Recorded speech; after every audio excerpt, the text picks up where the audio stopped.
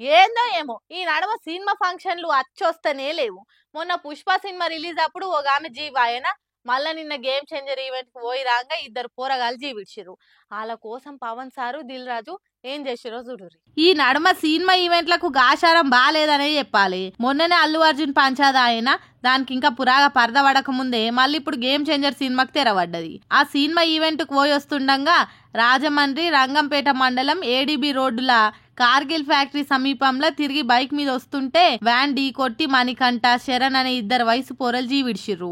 ఈ ముచ్చట తెలుసుడు ఆల్చం. అటు ఏపీ డిప్యూటీ సీఎం పవన్ సారు 2 కుటుంబాలకు 5 లక్షలు, ఇటు సినిమా నిర్మాత దిల్ రాజు 5 లక్షల ఆర్థిక సాయం ప్రకటించారు. ఈ ముచ్చట ఇట్లుంటే పండుగ పూట చేతికొచ్చిన పిల్లలు జీవిడిచేసరికి అయ్యవల బాధ చెప్పరాకుట అయింది. జర మీరు కూడా బండ్ల మీద పోయేటప్పుడు పైలం మనం సక్కగా పోయినా వచ్చేటోడు సక్కగా రాకపోతే మనకే కదా బాధ.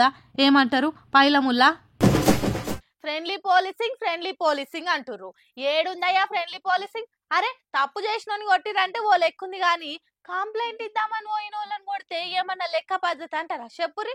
ఎవరన్నా మనల్ని కొట్టినా తిట్టినా బిఎస్ కు పోయి కంప్లైంట్ కాగితం ఇచ్చొస్తే పోలీసు వాళ్ళు వచ్చి అరుచుకుంటారు, కేసు రాసి న్యాయం అయ్యేటట్టు చేస్తారు అనుకుంటాం. కానీ పోలీసు వాళ్ళే కామన్ పబ్లిక్ ను కొడితే, అది కూడా పోలీస్ స్టేషన్లనే కొడితే ఏమనాలే? వికారాబాద్ జిల్లా Kodangal circle Daulatabad police station లా కంప్లైంట్ ఇస్తందుకు పోయిన ఈయనను కొట్టిండట ఎస్ఐ. ఆల్షంగా బయటకు వచ్చిన ఈ ముచ్చట ఇప్పుడు ఇంటర్నెట్ లా మస్తు తిరుగుతుంది. ఆయన పెట్టిన కేసు పైన ఏంది నన్ను ఎంక్వైరీ చేయమని అడిగితే అది నీకేమవసరం, నువ్వు పెట్టిన కేసు తీసుకున్నా కదా నన్ను కొట్టిపోయి అంటే నా మీద ఎంక్వైరీ చేయండి, ఎఫ్ఐఆర్ తీసుకుంటాడా? ఎట్లా తీసుకుంటాడు? కొడతాడా? నువ్వు కొట్టి బయటికి తోలుతావా? బయటికి వెళ్ళి మాట్లాడు నువ్వు.